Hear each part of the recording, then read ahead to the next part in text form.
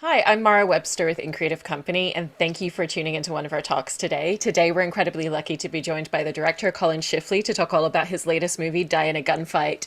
And this is a script and project that's been in development for a number of years. It was on the blacklist about 10 years or so ago. And there's been different iterations with different filmmakers and different cast. But even with your involvement, it sounds like you came on board about 6 years ago, and then you shot it a year or two ago, which is a fair amount of time to be able to gestate with the script and really think about a lot of the visual and aesthetic elements of how you wanted to bring this film to life. And it's got such a distinctive visual styling to it. So I was really interested in how that developed for you and what a lot of the things that you did to start forming that before going into production were. Yeah, for sure. I mean, you're exactly right. This all indie movies, all movies in general take, so long to get made. And that's why you hear those stories of like, wow, it took 10 years to get this movie made. And that might not literally mean like we're sitting there every day, working on it. But, in some ways, we joke, me and the writers, Andrew and Gabe, and our producer, Tom, we all were in contact with each other from the beginning through the whole thing in some weird way. Like, that phone call of like, did that thing happen? Do I need to do this? Who do we need to nudge? Um, but yeah, I got involved about 6 years ago. And I really give credit to Andrew and Gabe for sticking with this. This is one of their baby scripts. This is one of the scripts that kind of opened doors for them and showcased their talent and who they were. And it kind of got in the hands of so many different people, and at different times was, you know, as projects are, you can take it in so many creative directions. And at one time it was a Zac Efron vehicle, more of a kind of a romantic comedy. And then I know they, throughout the process, as I got to know them as writers and as people, they shared the different kind of ways that they were even taking it, totally different, bizarre ways that I was like, what? There was that version of the script exists out there. And, I know a lot of screenwriters say that there's so many different ways to that they've tackled it and tried to iron out different solutions based on, the directors and producers and the different production companies behind it. But for me, I read it as when I got involved, they basically had seen one of my first film, Animals, and we're like, oh, what's this guy doing? He seems interesting and looking for something. Looking what's his next thing. And of course, I was looking for something, and I was in production on my second film, which both my first two films are very heavy, dramatic, totally different movies. And I think that's why when I read this script of theirs, I was like, who are these guys? What's their deal? Because it seems like there's such a like a personal self-referential kind of nod to cinema and the love for cinema and the love for the kind of this youthful coming of age type thing, incorporated with like the romance that comes with, when we watch movies and pop culture and books, and you kind of project yourself, or you get what you can out of it and project yourself into it. And I felt all these things coming from the script, and I was like, this is, tackles themes I've dealt with before, but in such a fun new way. And so, I was like, man, I hope they're as cool.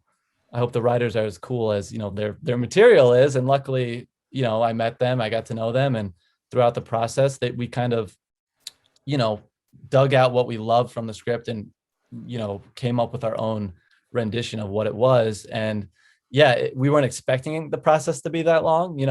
You always have that hope of like, all right, I always make the joke. It's like the end of this year. This is when it's happening. We kept saying this is the year of Gunfight.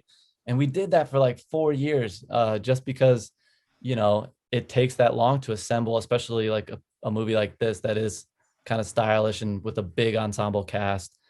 It's like getting people's schedules to line up when you are kind of not to say that we were tiny micro budget movie, but we aren't the big studio where you just phone up the actors and get them all on board. It's you still have to kind of win them over, and they have to check out, really check out the people's works, and you see if they like the script. And so anyways, long-winded answer. Just like the process, we it was fun but challenging to stick with something that long, because you're like, even in your own mind, as you grow and mature and change and see the world, and the world changes around you, it's like, well, this topic maybe hasn't aged as well, and maybe this, my viewpoint of this isn't the same.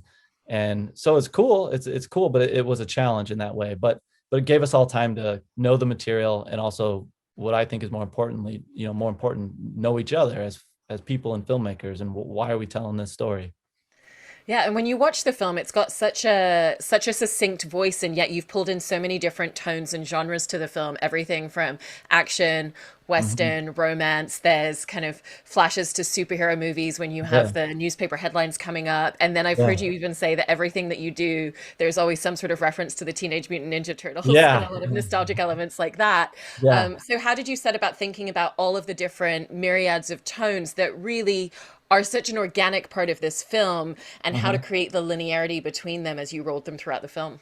Yeah, I mean that honestly was the funnest part about it, the most fun for me because one, because it was we knew it was still going to be a smaller movie in a way, like it makes you think creatively, it makes you think outside the box because you're not just going to be like, oh, we're going to CGI that, and it's all going to look cohesively like a big video game, which as lovers of cinema, all of us, we wanted to give nods to the things that how they did it back in the day, and why they did it that way back in the day, or why there are different film school 101, French New Wave, and all that stuff. It's like what can we borrow from to make this movie feel unique and special for modern audiences? And I think my favorite part, again, when I first read it, and what I hope that we could do, and what fortunately we kind of did, was walk that strange line of like, what is this movie? Is it a comedy? Is it a romance? Is it an action movie?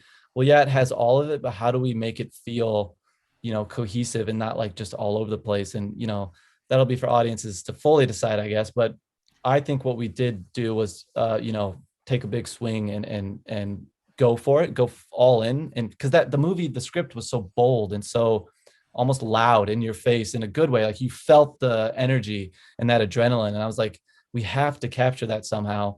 And a lot of movies, especially like the references that we wanted to pull from, like movies, a lot of 90s movies, a lot of 80s and 90s, those movies that were true movies, like you go see a movie like True Romance, or they're movies that a lot of people probably haven't even seen today, but they're not as polished and well-rounded. They're kind of edgy, and they characters come and go, and there's sometimes clear-cut villains and clear-cut plot points that aren't as it feels like you're watching some form of escapism.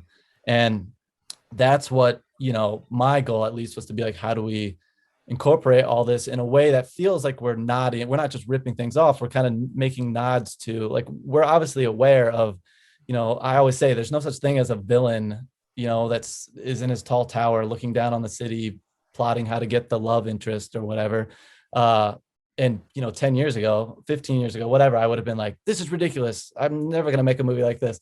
But I think I was so ready to tackle those fun movie tropes, and everyone was, and it allowed for us to play a little and experiment through the whole process, shooting and post. Like, we really got to push those kinds of ideas, the animations and whatnot. But I'd love to take credit for all of it and just say, yeah, we had it all from the beginning, but we kind of knew as it was unfolding for this movie to work, that we had to kind of find those things, and that's what was fun about it. Find where to push here and where to push there, to emphasize like the style, and again, we took a big swing with it. So it might not be for everyone, but like, I hope people walk away and think like, wow, that took me on a genuine ride, like a strange kind of eye candy sort of ride. Yeah, and exactly as you said, it has that energy and it has that adrenaline. And at the same time, it's always centered through the two main characters, through Ben and Yeah, Mary. And you're always bringing it back to the emotional relationship and dance between the two of them. And there's a real choreography to the way that these characters, see each other again for the first time across a room. And then you create parallel moments where they're both sitting in separate rooms at a club that yeah, are completely the same, but they're having different conversations, or they're both having conversations with their family. And even the location of the table in the room is the same, so yeah. that you can do split screens. And so I was very interested in how you always set about creating such a dance between these two characters as they're trying to pull back together, and external forces keep pulling them apart, and how you wanted to create so many visual parallels between their worlds. Yeah, I mean, again, that was surprisingly, a lot of that was in the script, which I thought was so special about it. This idea that these families are feuding, and they're literally, as I read it anyway, I took it as these families should be best friends. You know, it's like Batman and the Joker. They're technically best friends. They just are at each other just for the sake of being at each other. And it's written that way. You know, that table scene specifically when they're at the, you know, they're both having their brunch, basically talking about each other and not, you know, knowing or not knowing that their houses look the same, they're at the same table and all that. And to me, yeah, it was kind of like this dance. Like we went into it, you know, that was how it was on the page. So in my mind, I was like, we gotta make these cuts powerful enough that they literally line up. That, you know, the second we cut from one table to the other table, it could be disorienting in a good way, where you're like, whoa, almost feels like the dad is talking to the other dad, even though they're in different parts of the town, in different mansions across the, you know, city. Um, but at the same time, it was important to, yes, kind of do it through the core of Ben and Mary, our hero characters, where we're kind of letting the chaos of the world unfold. But if you notice, like they're, you know, Ben and Mary are sitting opposite of each other, almost like if they were at the table, they're looking at each other thinking, let's, you know, take my hand, let's get out of here because we don't want to be a part of this. So it all stemmed from that. And then we just pushed it, you know, I kind of tried to pull that throughout the whole movie and really make those moments pop throughout. And again, a lot of that came from even you know, letting the crew and the cast and our editor really push that stuff, because at one time, you know, we had edited that table scene so many different ways, you know, that you could play it straight, you could play it really fast paced, you could do more of the split screen, and we kind of did all of it. And you know, again, to the credit of our editor and the writers, like it allowed us to just experiment and play with it and see how far to take it. And okay, that's a little too far. Let's kind of dial it in. But yeah, it's, you know, there's those days where we're like, let's just try this. And it all stemmed from, you know, the core of Ben and Mary and knowing like that those characters kind of had to be the normal ones, the ones that we could connect to, and the chaos around them can be doing whatever, do that wonderful dance, as long as they're kind of our pillar, the love story pillar right there. And yeah, so it was really fun. I can say that I've never had so much fun trying to sculpt in the editing room, playing with that stuff, because it was endless. It's one of those things where like, you got to take it away from us because we're going to keep doing it. Yeah, and there's another great scene in the movie where there is that chaos all around them and everything centering when the two of them are sitting across from each other in the diner having Uh-huh. a conversation. And I was very interested in the intricacies of that scene and how it came together, because Yeah. you use so many different elements, from the fact that you change the music when the two of them are together, the camera just starts focusing in on them. Meanwhile, something's on fire in the background and you've got all of Yeah. your background extras, you know, running around with the chaos that's happening. And yet you really just bring the audience into only looking at the two of them by the end of that scene because of how you pull us into the frame. So how did you set about figuring out all of the elements, from the blocking, Yeah. where you wanted our eye to sit at each moment, and then even elements like the music really enhancing that? Yeah. I mean, that scene again, that was another one in the script that I was like, man, it's so vivid, like it shoots itself almost in a way. Um, but it was tough. Those are the moments where, you know, especially on a film this size, it's like, where do you really want to spend the money to see it up on screen and do it right? And that was one where you're like, okay, you know, we need a whole day to do this, which again, on a giant movie, you probably had a whole week to do that scene.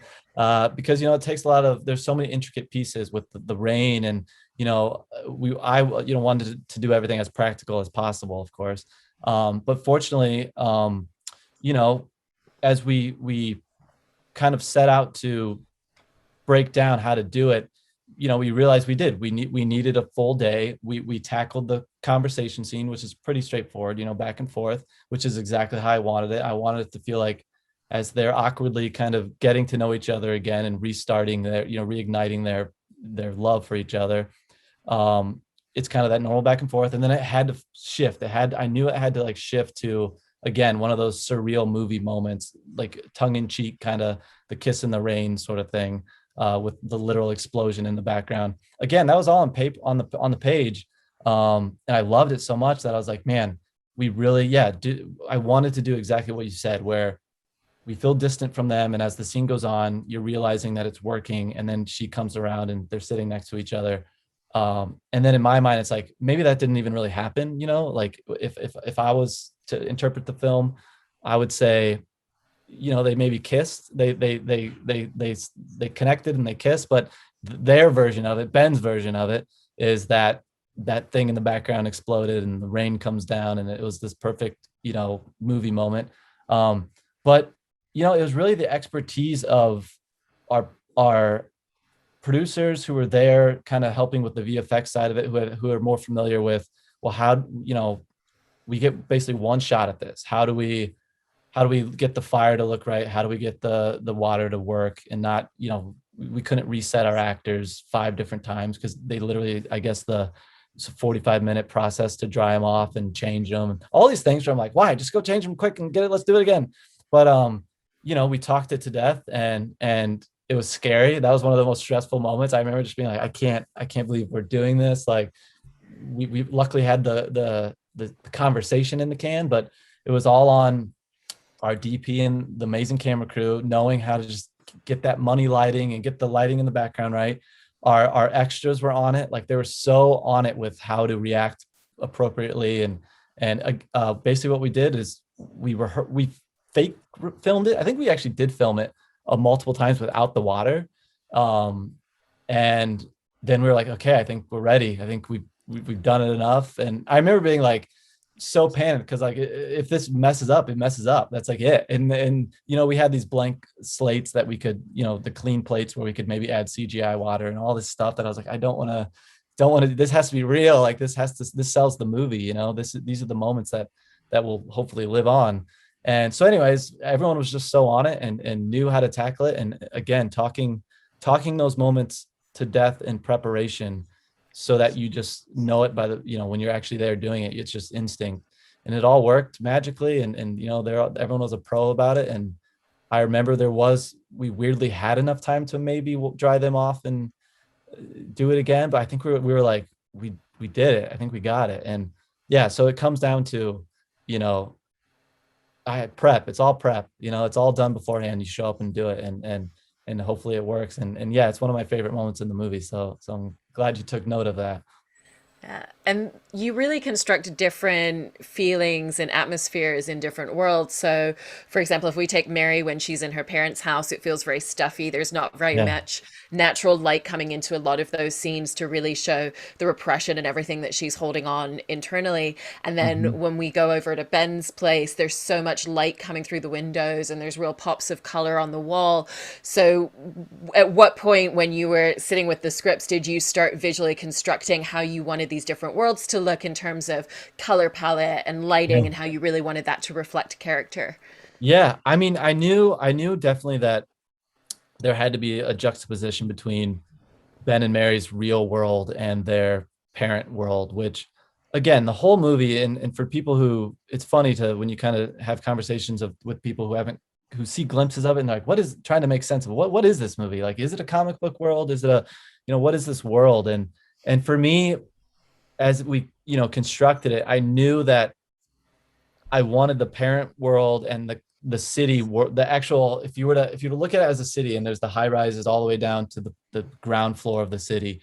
Ben and Mary's real world, especially Ben, is kind of the streets. Like it's more real, it's more tangible. There is natural lighting. There's a little more. The camera work is even a little more handheld and grounded, which is oddly, more how my not oddly, it's what I love. It's what my first two films are, much more just where you see the sweat and you see the light and you see the naturalism, and it feels like you're just kind of there hanging out, a more tangible world. Whereas I wanted the parents, worlds to almost just feel fake, feel like a staged, everything's perfect. Clearly it's not, because, if you were to peer behind the curtain, it's a mess, but like, it's this idea at glance, it's stuffy. And, there's the metaphor that Mary, Alex's character, is kind of like a caged bird, and she needs to be free. And for me, yeah, the design was like, well, let's make this the movie world again, like up at the high rises where the villain's at, like everything's just this pristine, more sterile, yet stuffy kind of forced, like this forced beauty versus kind of the streets of where you see the smoke and the grit and the stuff coming up from the streets and whatnot. But yeah, it all came down to, that was my pitch, that kind of concept. And then of course, between our DP and our production designer and the costumes and everything, it was them taking that and manifesting it in ways that even blew my mind, where I was like, I can't believe you've taken this, which I know that's the point of your crew, that you hire people that do what you can't do, and you just give them the vision and hope they take it and elevate it. And they took it times 10, and kind of somehow made sense of all my weird rambling movie references like Ninja Turtles and things that have no place in this movie, and seemingly, and made it, appear on screen to fit that kind of dynamic that we wanted. And in working with Diego Boneta and Alexandra Daddario, the script obviously gives a lot of exposition to their relationship and to their history together. And we have that animation sequence at the beginning that gives Yeah. us so much of their backstory. But what were the ways beyond the exposition that the script provides that you were working with the two of them on really constructing such a rich and layered history within their dynamic together? Yeah, that was also a kind of, for me, it was it's when those great moments for as a director where you get to work with your actors and let them, where you're just literally talking it out until you and figure it out together, and take what's on the page and add so much more to it. And I think why what I love working with them about was, it's hard to explain. It's again that realism, that world that I'm from. I'm not from. I like the movies I want to make. Uh, you know, they can have a kind of splendid, amazing backdrop, but I still always want there to be that kind of more gritty, tangible. What I always say is like a '70s film where you're just literally walking through the streets with these characters, and you're having real conversations. It's not necessarily a conversation that is furthering the plot. It's more of like character development and whatnot. And they, of course, understood this right away. And I knew that, again, if the families and the side characters were more of these cookie cutter, or not necessarily cookie cutter, but kind of very movie tropes of characters, I needed them to be very real. So it was just about, what you do on any movie is like hanging out with each other and going to brunch with each other, and talking about things other than the movie, but also always bringing it back to how do we incorporate this and incorporate elements of your own lives into who these characters are. And they were just awesome at, you know, bringing those ideas to the table, and literally, I know they would go and hang out, in the city together without me even there, go wander around. And when you have those actors that are willing to do that and not just show up and do their lines and be like, cool, we got it. It was kind of like, how do you get that chemistry going as much as you can beforehand? And what really helped is this story isn't, everyone compares it to kind of Romeo and Juliet, but it's really so different because these aren't young, like love, they're not in love as that young, like, oh my gosh, love, what is this, I will die for love, because you're so naive, you don't know how complicated love is yet, the boring part of love and the numbness that goes with it all. To me, they just nailed that concept of the maturity that comes with, no, this is after our love's over, like we had that love and we've gotten kind of jaded by the world. How do we rekindle it, and how do we connect again, and how do we make sense of it, when you realize you're like, oh, okay, this is life, like it's that youthful adrenaline's kind of drained. So anyways, them kind of, bringing their own worldly experience, because they're both such worldly people already, mixed with them, kind of doing their homework together, just brought that naturalism that I wanted. Out of all the flashy stuff around them, it brought them to the naturalistic vibe that I think is the heart and soul of the movie. Yeah, it absolutely is. And thank you so much for sharing all of this about the movie today, Colin. Really appreciate it. Yeah, absolutely. I'm happy to be here, and I could nerd out about this stuff all day.